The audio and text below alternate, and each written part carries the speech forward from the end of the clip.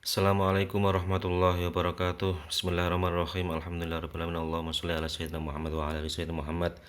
Dulur-dulur, saudara-saudara dimanapun panjenengan semua berada, mudah-mudahan Anda senantiasa mendapatkan rahmat dan berkah dari Allah Subhanahu wa taala. Amin amin ya rabbal alamin. Kali ini saya akan membahas tentang apa yang pernah diceritakan oleh Mbah Nun, yaitu tentang protokol keuangan cendana. Sebuah buku tebal yang di dalamnya berisi tentang aliran dana dari keluarga cendana kepada para tokoh, ya, kepada tokoh ini, tokoh ini, tokoh ini. Itu ada catatannya semua. Tetapi Pak Harto tidak menerbitkan itu dengan alasan menjaga nama baik orang, karena kalau itu diterbitkan dan diberitahukan ke halayak umum, maka orang-orang yang mendapatkan aliran dana tersebut namanya akan tercoreng, maka itu dirahasiakan, ya, akan mempermalukan orang. Nah, kalau Anda misalnya tidak percayalah, itu kan kata Cak Nun, kan gitu. Itu kan kata Cak Nun. Oke, silakan Anda nggak percaya, tapi datangkan pembanding. Kalau Anda tidak percaya dengan apa yang diceritakan oleh Cak Nun, datangkan pembanding. Pembanding itu maksudnya gini, misalnya Cak Nun bercerita tentang protokol keuangan cendana. Datangkan pembanding yang juga mengetahui buku tersebut dan isinya apa saja. Ya, jadi buku itu isinya tentang aliran dana dari cendana kepada tokoh-tokoh, ya, untuk dikasih duit itu, dan nama Cak Nun tidak ada di situ. Oke, saya garis bawahi, nama Cak Nun tidak ada di situ. Kok saya berani mengatakan ini? Lah, Cak Nun mengatakan seperti itu. Lah, itu kan kata Cak Nun. Oke, kalau Anda nggak percaya, silahkan datangkan pembanding, ya, yang argumennya lebih kuat, yang dengan bukti yang lebih kuat, yang bicaranya tatak fasih gitu loh. Karena biasanya orang yang tidak percaya seperti ini, ujung-ujungnya karena nggak mampu membuktikan atau menemukan pembanding, ujung-ujungnya mentok-mentoknya ya apa, paling ngejek Cak Nun, menjelek-jelekan Cak Nun. Itu mentok-mentoknya di situ. Dan selama ini saya lihat orang yang tidak suka sama Cak Nun, ya, pol-polan, banter-banter intelektualnya ya mentok tekan itu, menjelek-jelekan, fitnah sebagai corongnya cendana dan sebagainya dan sebagainya. Padahal Cak Nun itu adalah orang yang mampu menaklukkan Pak Harto. Jadi Cak Nun mampu masuk psikologinya Pak Harto sehingga Pak Harto itu tidak bisa nembak Cak Nun, tidak bisa menyerang Cak Nun. Karena apa? Cak Nun mampu menaklukkan Pak Harto sehingga Cak Nun bisa masuk kepada kehidupannya Pak Harto sampai sejauh itu, yang orang lain belum tentu bisa ke situ. Dan kalau urusannya urusan Cak Nun pengen kekuasaan, ya ngapain jadi budayawan kan gitu. Sekali lagi, kalau Anda tidak percaya Cak Nun, datangkan bukti pembanding. Oke, kalau nggak bisa ya diam, jangan jangan ngejek-ngejek tok gitu. Oke, ini saya setelkan, ya, saya putarkan ini rekamannya ceritanya Cak Nun. Jenengan, kalau Pak Harto itu jahat hatinya, sudah terbit satu buku tebal begini, judulnya Protokol Keuangan Cendana. Kui duit sing Pak Harto ngekeke nang Gus iki, Pak iki, Kiai iki, tokoh iki, kabeh individu maupun organisasi iki ono daftare kabeh lengkap. Yang menulis seorang jenderal polisi yang menjadi pengawalnya Pak Harto setelah tidak jadi presiden. Neng Pak Harto melarang, tidak boleh diterbitkan, tidak baik, mempermalukan orang. Kini tak sebut, gue ngeblak. Dan saya marah sama jenderal itu, kok nama saya nggak ada. Malah aku terus nesu karo Pak Harto bareng. Saya suatu hari ketemu Pak Harto, saya marah. Pak Harto itu suka orang masuk neraka. Ya, itu kalau Cak Nun bilang kok nama saya nggak ada, itu guyon, rek, guyon. Jangan terus dinilai, oh ini Cak Nun menyesal tuh nggak dapat uang. Bukan gitu cara berpikirnya. Itu guyon. Guyon artinya menunjukkan sisi manusiawinya seorang Cak Nun. Artinya secara manusiawi, orang itu kalau sama duit ya pasti seneng. Bohong kalau mengatakan tidak seneng duit.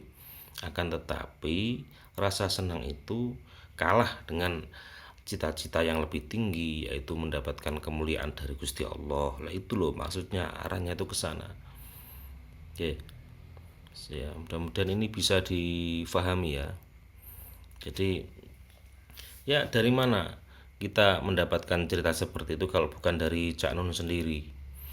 Karena ya yang mengetahui ya Cak Nun sendiri piye.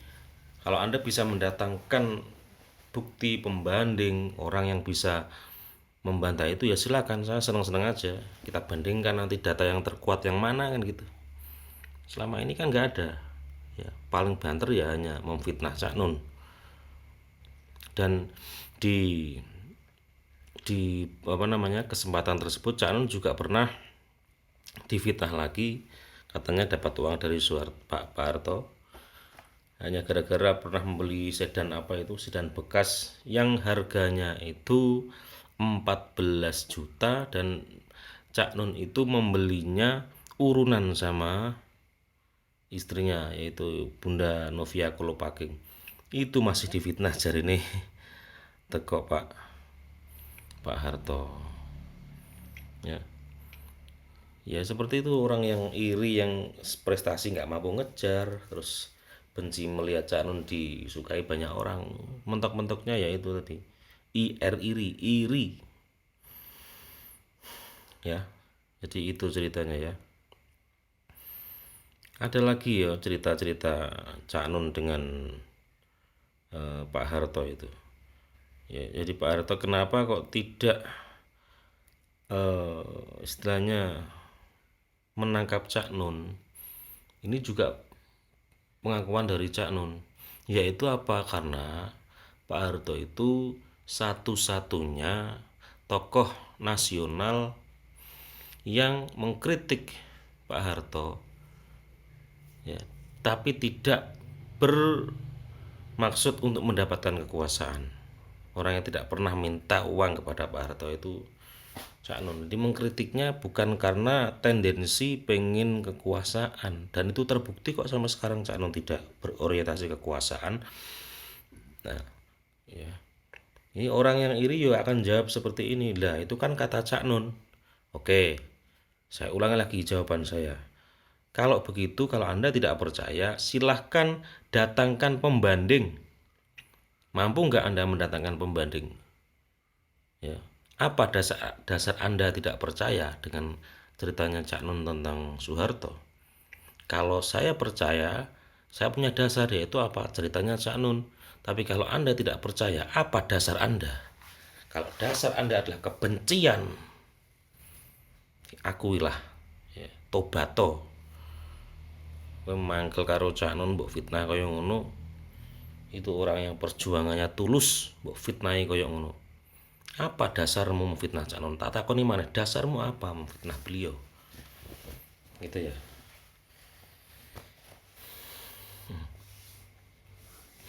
Bahkan Pak Harto juga pernah berpesan kepada anak-anaknya, nanti kalau suatu saat no uripmu ono apa-apa ya, di hidupmu ada sesuatu, golek ono Cak Nun, carilah Cak Nun. Itu pesannya Pak Harto kepada anak-anaknya. Ya, karena Cak Nun orang tulus di mata Pak Harto, itu orang yang mengkritik tanpa kuasaan itu Cak Nun. Begitu. Dan terbukti kan, sekarang para pengkritik itu banyak yang ujung-ujungnya karena iri kepada yang dikritik, mengkritik kekuasaan kritis, tapi setelah berkuasa diam 1000 bahasa. Banyak yang seperti itu, berubah. Beda antara ketika sebelum berkuasa dengan setelah kuasa, berubah. Banyak yang seperti itu. Dan Pak Harto kayaknya orang yang punya kepekaan terhadap hal itu. Makanya wong sing mengkritik tidak tulus, tidak ikhlas, ya banyak yang kena sikat itu. Dan Cak Nun adalah orang yang tulus dalam mengkritik, dan kita bisa menyaksikan sampai sekarang. Enggak pamrih apa-apa. Ismaiyahan kadang yo waya udan-udan sampai jam 3 bengi. Masih dituduh yang ndak, buktikan, carikan data pembanding atau minimal orang yang menjadi pembanding dari apa yang diceritakan oleh Cak Non. Ayo silakan, kalau ada silakan, jangan hanya nyinyir, karena biasanya kekuatan para pembenci itu apa ya, nyinyir. Ilmunya ilmu nyinyir, dasar ilmunya adalah kebencian, kecurigaan, rasa iri dan seperti itu. Guys, mentok-mentoknya ya paling kayak ngono. Ya, buktikan, ayo buktikan, cari pembanding, ya adu data, adu tatak. Ya, siapa yang bisa mematahkan apa yang diceritakan oleh Cak Nun nih. Apa kita terbuka kalau soal seperti itu ya. Hormatilah yang seharusnya dihormati, letakkanlah sesuatu pada tempatnya. Jangan menutupi kebenaran karena itu adalah kezaliman. Jika itu mutiara, akuilah itu sebagai mutiara. Ya, Cak Nun sudah melakukan banyak hal dalam sejarah Indonesia yang mungkin selama ini tertutupi, baik itu oleh media massa atau oleh tulisan-tulisan sejarah. Ya, Cak Nun orang yang tertutupi, maka kita yang terbuka oleh ceritanya Cak Nun, oleh kiprahnya Cak Nun, ya kita tidak bisa diam, tidak boleh diam. Ini masalahnya bukan soal cinta buta, fanatisme, bukan seperti itu. Karena kita punya akal, kita punya hati, wajib untuk kita gunakan, sehingga kalau ada anugerah dari Allah berupa Mbah Nun, maka kita harus menempatkannya sesuai dengan porsinya, meskipun tidak maksimal, paling tidak kita berusaha untuk ke arah sana, seperti itu ya. Assalamualaikum warahmatullahi wabarakatuh. Allahumma sholli ala sayyidina Muhammad wa ala ali sayyidina Muhammad.